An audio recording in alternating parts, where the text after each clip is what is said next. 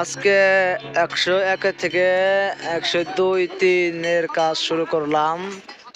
Cash ব্যারিয়ারের কাজ, railing এর। সকালে থেকে করতে করতে রাত হয়ে গেল গা। প্রায় 7টার দিকে কাজ শেষ হবে আমাদের। আজকে শুক্রবার, 2 ঘন্টা লাঞ্চ কাটাইছি, তার কারণে আজকে 7 রাত্রি ডিউটি। এমনি দিন 6:30 ছুটি হয়। আমাদের ওয়েল্ডাররা রেলিং এর রড লাগাইতেছে।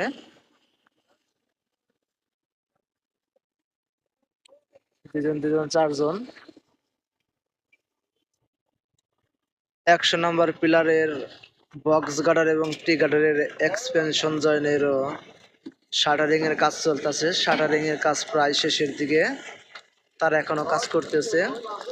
কাজ আজকে শেষ হবে না, কালকে সার্ভেয়ার এসে মাঝখানের পয়েন্ট দিলেই কালকে হয়তো লাঞ্চের আগ থেকে কাজ শেষ হবে।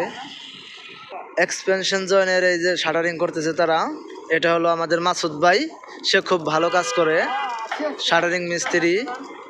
তার কাজটা খুবই সুন্দর। এই যে তার সাথে আরেকজন আছে, ওইখানে আমাদের হেলাল ভাই আছে, তাদের সহযোগী ওয়েল্ডার।